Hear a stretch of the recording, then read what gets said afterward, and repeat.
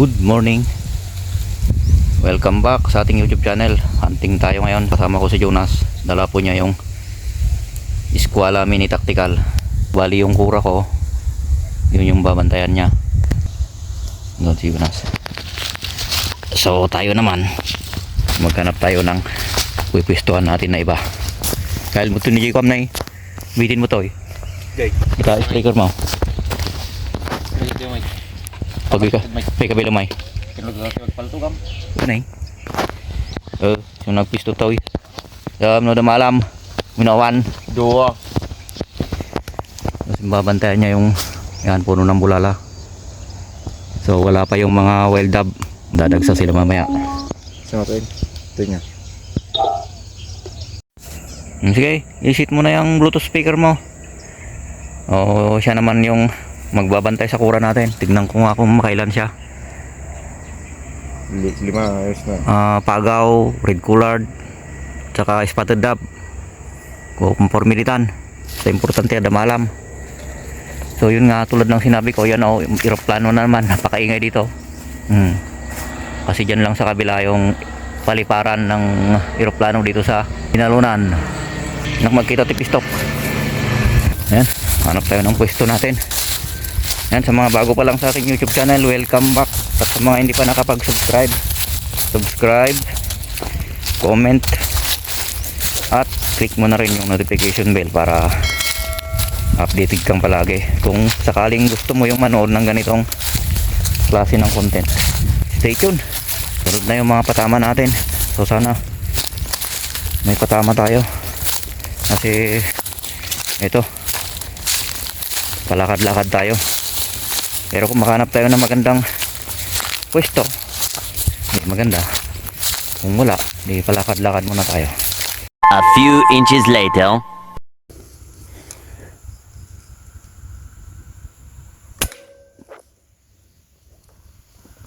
Unang patama natin. Siyempre dab. Yan o sa sanga ng kawayan. Okay. So dito may gumawa ng kura dito guys. Tapos dito na ako pumesto. Since wala naman yung tao dito, kaya sinubukan nating tayo naman yung magbantay. Okay, stay tuned. So nakaisa pa lang tayo. So since walang dapo sa naging pwesto natin, humanap tayo ng magandang pwesto at gumawa tayo ng kura. So dito hopefully makarami tayo. Dala natin yung kamunit natin para madaling gumawa ng kura.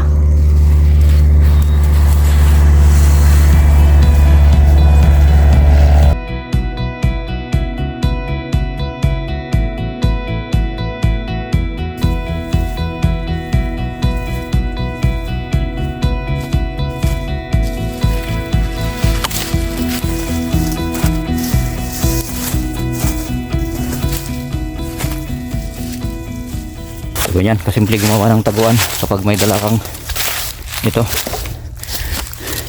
may dala tayong kamonit.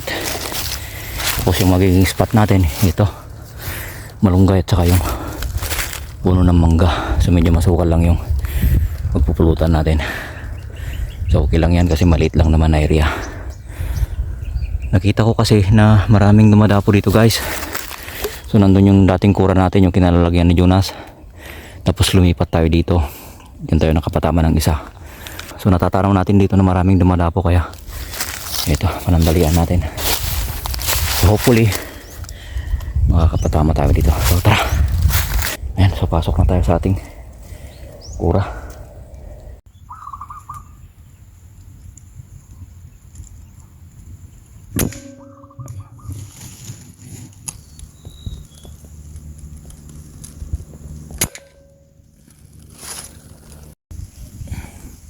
Nako, ano ba yan? Ang daming harang.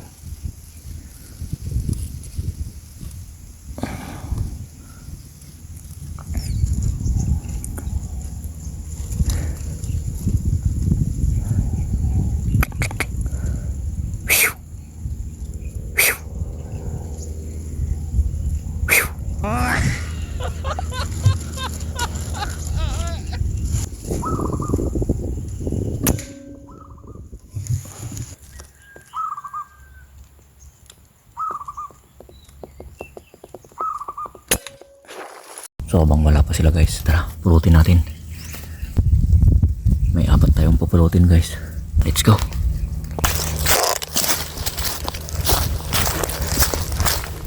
So actually madali lang natin yung nahanap.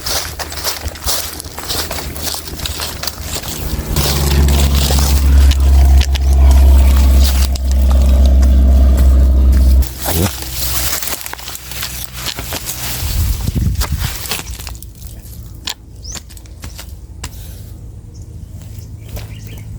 May buos na naman. So tara, punta tayo dito sa ay tapat ng puno ng malunggay. Ayun.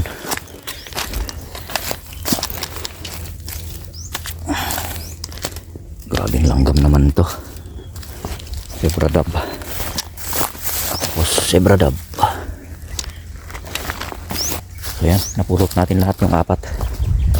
Tara, balik sa ating kura. So, bago natin makalimutan, distance natin is mga nasa 20 meters. So sa mga ganitong distance, hindi na tayo kailangan mag-compensate. So nandun na tayo sa center reticle ng ating scope. Unlike dun sa kabila, nasa ikalawang mildat tayo kasi sobrang lapit. Okay, stay tuned.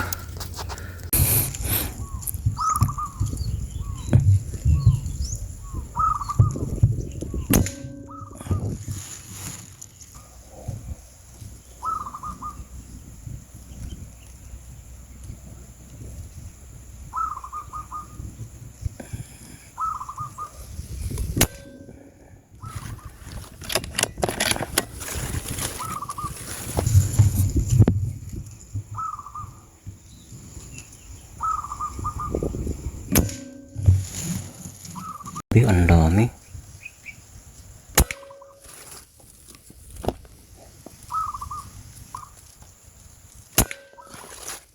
Naka-4 na ulit tayo guys. Habang wala pa sila, mamumulot na tayo. So, may bumagsak dito sa malayo. Buti na lang natanaw natin. So full mahanap natin dito.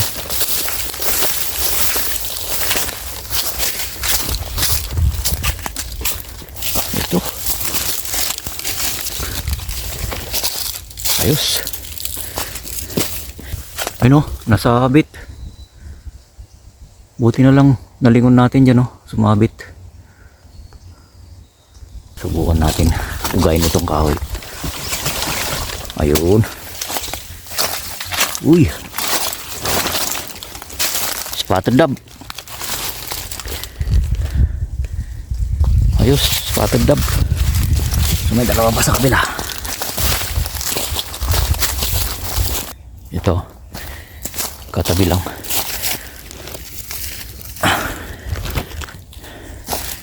Red collared and red collared.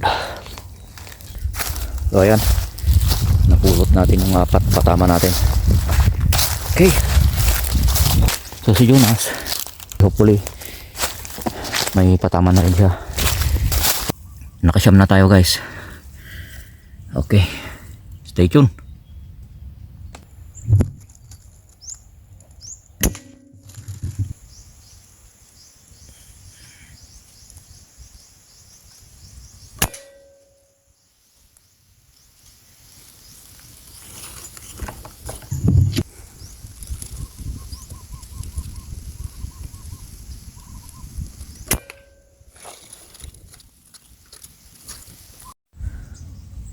So may tinira ako ng puno ng mangga. So natsambahan natin. So nag-compensate tayo. Sapol naman. Or tsamba lang talaga. Okay, so mamaya na natin pulutin. Tapos yung isang patama natin dito, so may malunggay. Hindi ko alam guys kung mapupulot ko. Kasi napakasukal yung pinagbagsakan niya. So hanapin natin mamaya.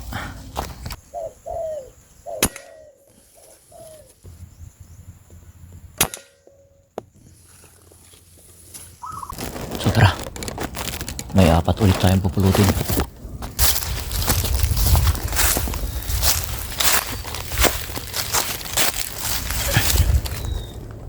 Isa. Dito sa kabila.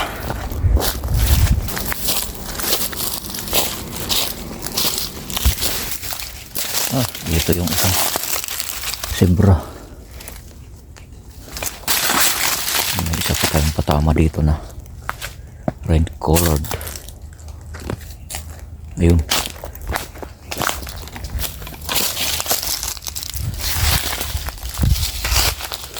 Tapos yung bato-bato. Wala yung isa, wala,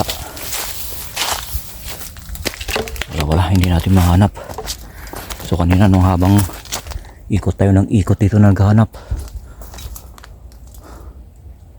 may dadapo sana kaso nandito tayo, wala po, umatras sila. Sayang yung oras natin dito naman. Pasibulan na sabit pero wala talaga. Tatlo lang pinapunot natin, 2 collared at 1 zebra. Okay, tara, balik na tayo sa ating kura.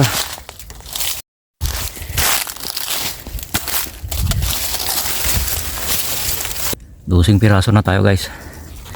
Hindi ko alam kung nakailan rin si Jonas. Mamaya punta ako dun sa kura niya at dun kami sa pinagparkingan namin ng motor kakain. So magkabang muna tayo saglit. So makapatama tayo ng mga 3 pa para may 15, tapos kain, tapos mamayang hapon ulit.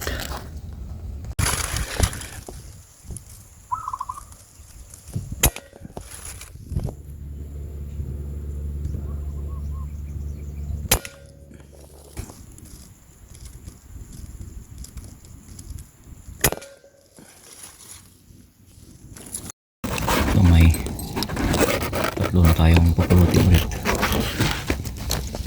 So tara, pulutin muna natin yung mga patama nating 3 bago tayo pupunta dun sa kinaroroonan ni Jonas at makakain na tayo.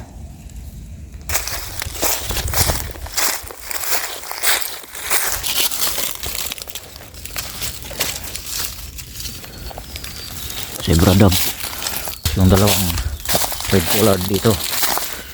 Ayun.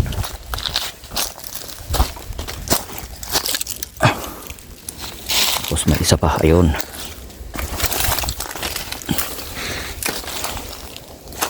Ayos. Pang 15 natin.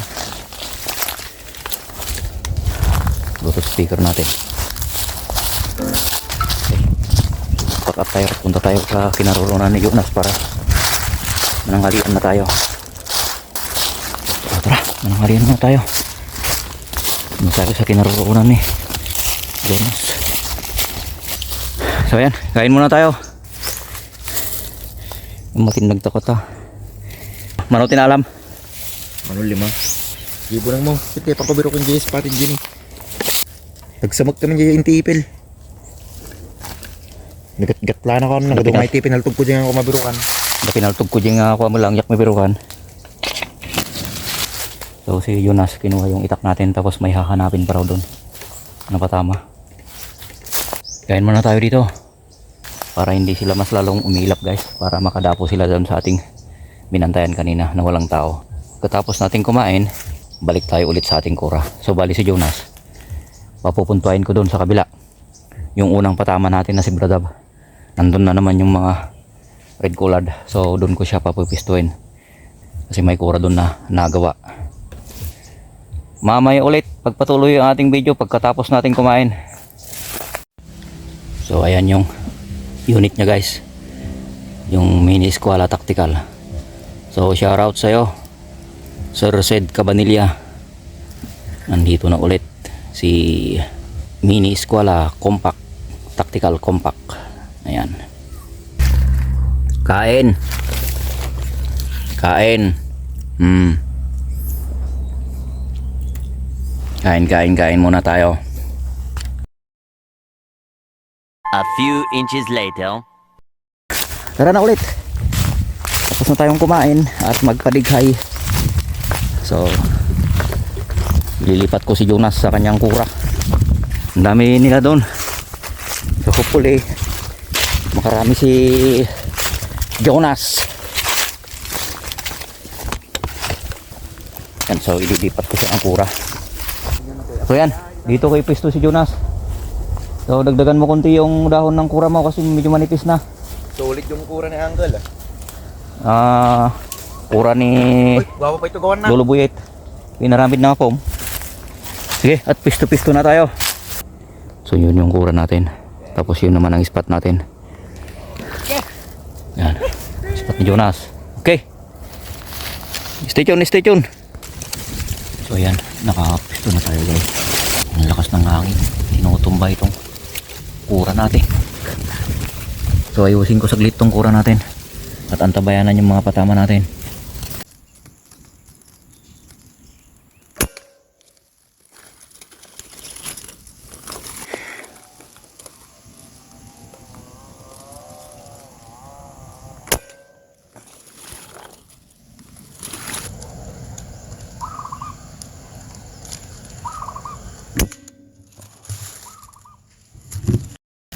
Sayang, hindi natin nahabol yung isang patama natin guys. So dalawa lang yung napulot natin na red collared. Yung isang red collared hindi masyadong napuruan guys. Pulutin sana natin kaso biglang lumipad. So ito yung patama natin after na tayo ay matapos mananghalian.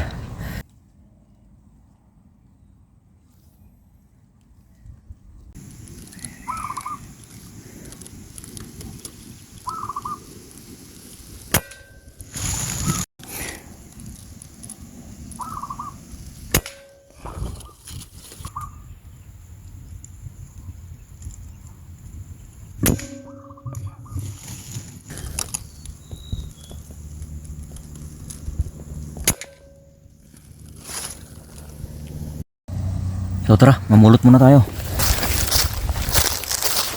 Hopefully mapulot natin yung nahulog dito. Red collared. Tapos sa kabila. Ayun. Ilanggam ulit.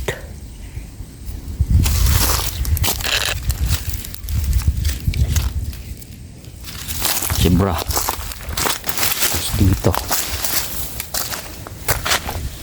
Wala. Ayun. You know.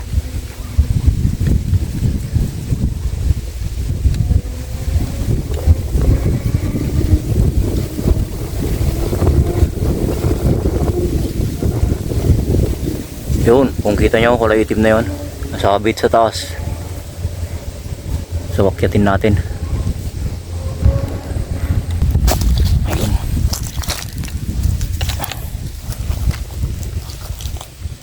Tapos akyatin ko yung nasa taas guys. Ilapag muna natin dyan. At akyatin ko yung nasa taas. Ha! Hiningal ako dun ha. Kapag akyat. So ito na oh. Inuga ko na lang yung sanga para mahulog. 4. Napulot natin lahat. So balik tayo ulit sa ating kura. So naka 21 na piraso na tayo guys. Parang pwede nang umuwi. So abang pa tayo saglit. Iwan ko kung nakailan rin si Jonas. Hopefully nakarami na rin.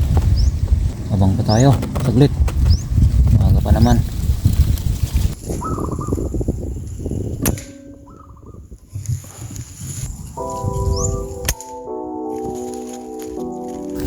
So may huling dalawa tayong patama. Sagutin na natin. Bali si Jonas bumalik sa dating. Tara, pahatin ko muna yung dalawa.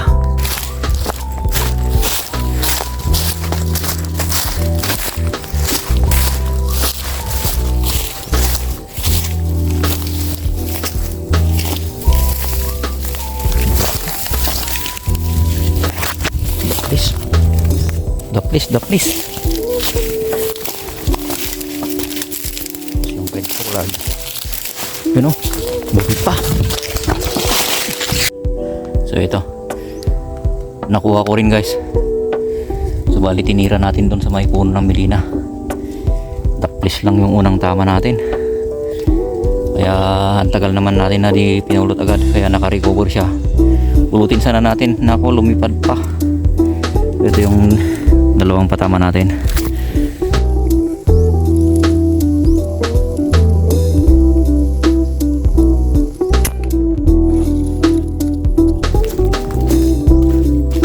Uy pa.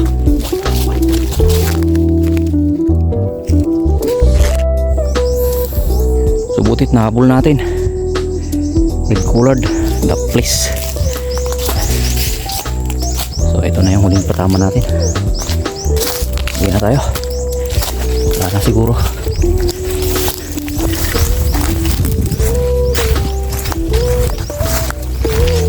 Pang 24 natin.